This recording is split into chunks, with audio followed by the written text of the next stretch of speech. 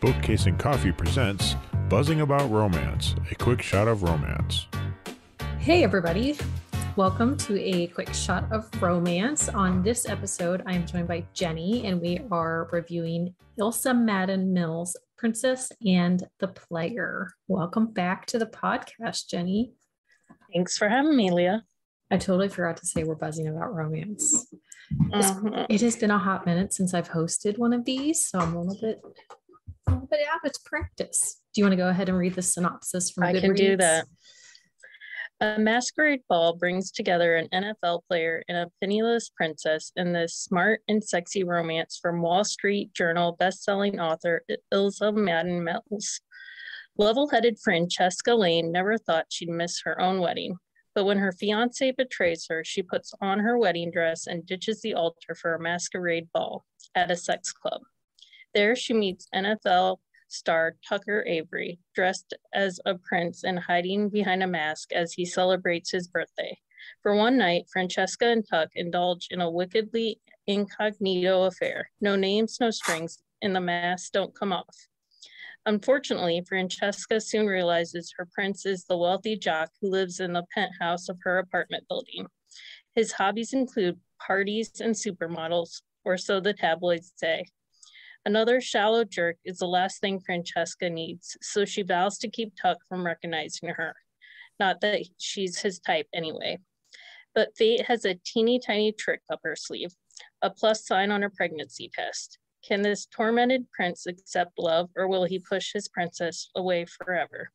Princess and the Player is a complete standalone romance with nuanced characters and a swoony happy ever after. Okay, so the release date on this is November 8th, 2022. So it is fairly new. The tropes are accidental pregnancy. It is a football romance, but the sports aspect is very sports light. One night stand and close proximity.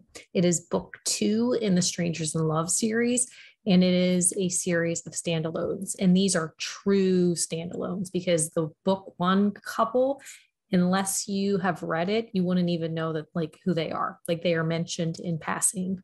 In the this was the first one I read, and yeah, I was completely fine. Like I figured out who they were, but yeah, fine. Yeah, they're like 100% true standalone. And I like the fact that like she says it's a standalone, and it is a standalone.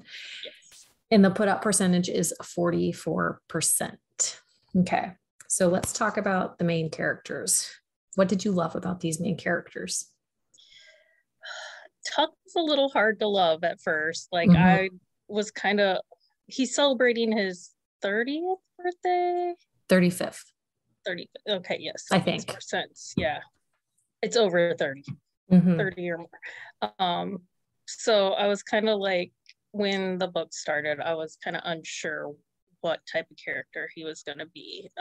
And he's very closed off. But he does have some good character traits. Like he's very giving, even if he doesn't want to give himself credit for it. Yeah. Especially to those that like are on his team or in his community. He's self-sacrificing, even if he doesn't see it that way. Yeah, he is. Like he definitely is dedicated to those he cares about. He's dedicated to people that don't deserve it, and he doesn't recognize that sometimes these people that he wants like to be a big part of his life, because they are people that should be a big part of his life, but he needs to let them go because they are toxic to him. But one thing I liked about him too is he is so much more than this persona that he puts off in the world. Right, like yes, he definitely has deeper like interests. Like football is not his life, although he kind of tries to make it look that way. Yeah. Well, and it's this perspective where he wants, like he almost puts on this show of like being the life of the party. And so people don't expect him to have deeper feelings or this traumatic past that he is hiding. And they have an expectation of him, and he gives them that, but he doesn't give them any more. Right. Like no one knows what he's got going on in the background. Yeah, exactly. Like he's very closed off. He's very like one-dimensional with a lot of the people that he deals with on a regular basis. So let's talk about Francesca. So I actually really enjoyed her character because she is a type of person where what you see is what you get. She has struggled, but she is one of those people who her past is her past, and she recognizes that it was tough, but she does not let it hinder her future. Right. And like her past makes her, so she is very like honest to a point, like in your face about like, hey, if you tick me off, I'm going to let you know. But there are definitely moments with her too that I feel like her past and her insecurities are a big part of who she is. And I don't think that's a bad thing. I think the fact that she protects herself because she has been so let down so many times over the years that she has this innate idea that everybody is going to let her down eventually. Like even her two best friends, who I adored, these best friends, like they are ride or die, like would do anything for her. But there was a couple things that happened like with the story where she feels really hurt and almost jaded in a sense that her best friend Cece is making choices in her life, and she recognizes that Cece is doing these things for Cece, and it's not to hurt her, not to cut her out, but at the same time, like she's like, it's just another person leaving me. Right. And she always kind of holds that back. Like every single relationship she has, she kind of holds this like piece of like, soon they're going to be gone. Yeah, and Brogan and Cece have been in her life for a long time, and like she lives with Brogan, so it's one of those situations where she's just waiting for the other shoe to drop, but they don't let the shoe drop. In this Cece storyline, it's not the shoe dropping, it's Cece making changes to better her life because every like they grow, like every growing up, growing apart in like a physical sense, maybe not emotional sense. Right. Well, and I like how she deals, because when the book opens and she's in the sex club with Cece and Brogan, like there's like her life is kind of imploding. And so she meets Tuck and like they have their one night stand there, and there's no names, no nothing. But then she goes to work and things just keep getting worse for her. Right. It's like one bad thing after the other, but she doesn't wallow in long. I mean, she wallows because she deserves some wallowing. She definitely, because her fiance has cheated on her with somebody they work with. She has to see them at work, and then she loses her job. Like that's not really a spoiler because it happens in the first like couple chapters. But so life has just shit on her for like a month straight. And then she finds out she's pregnant. Right. That's what I was going to say. And then, you're also responsible for another being. Yeah. So it's like she had some really tough moments. But let's talk about what didn't work for the main characters. So Tuck, his insecurities and his inability to move past his trauma bugged me a little bit. Like I get trauma. I've had trauma, but I have a hard time with people when they're unwilling to attempt to do the work to make it part of the new normal. Like I get that you never move past the trauma in the sense where it is always a part of you, but I feel like he was making it an excuse for not. Right. I agree. Like it seems from the storyline like he doesn't deal with it until it like there's no other option but to deal with it. Like he gets forced into therapy. Like he doesn't do that on his own. He's, I don't know, kind of stuck. Like, yeah, exactly. I feel like he's kind of stuck. He's stuck in this like 10, because it had happened, like his trauma happened 10 years prior on his birthday. So his birthday is always a bad day for him.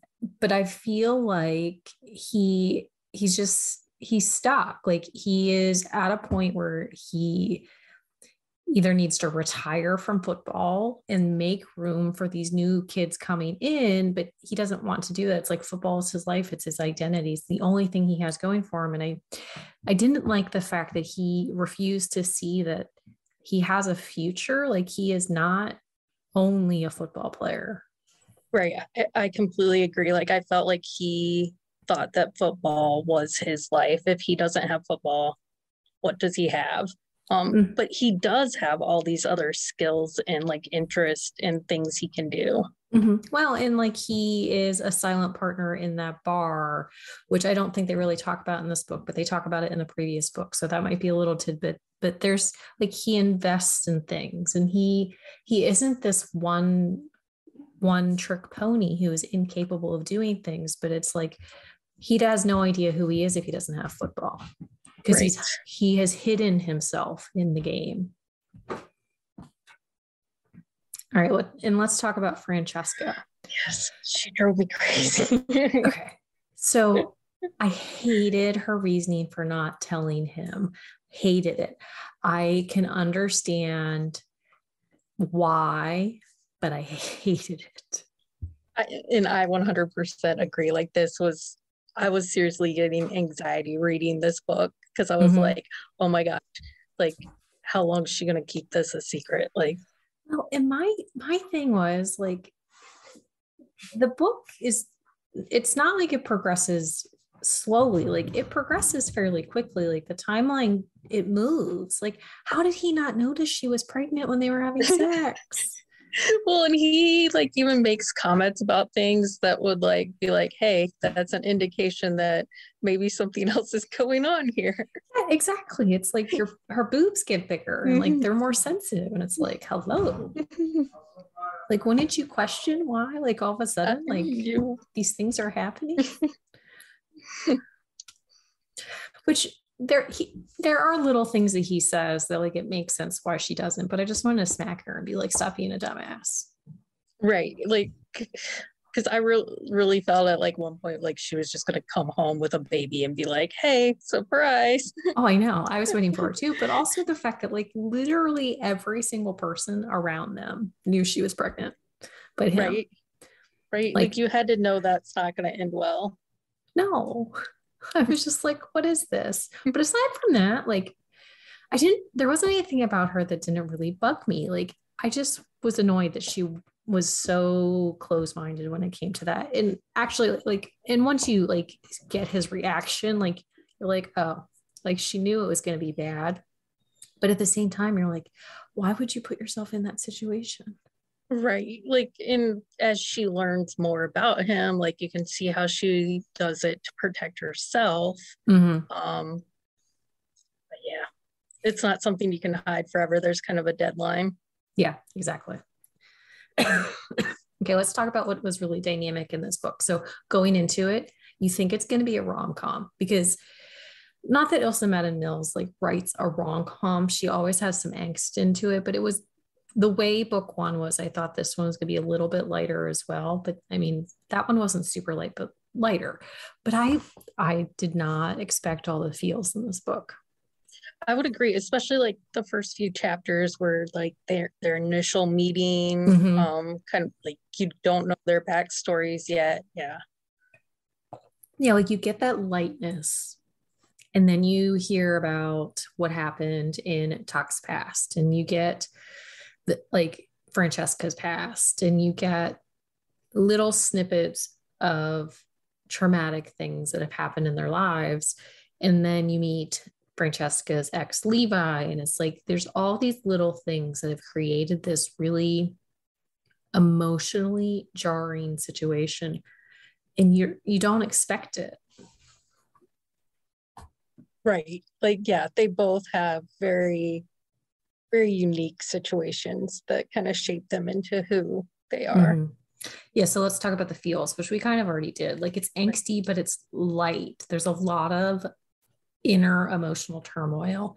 There is some outer emotional turmoil, especially between the couple, but it's not one of those books where there's angst for angst's sake. Like it makes sense. It works. Like it's not just added in to make the book have angst.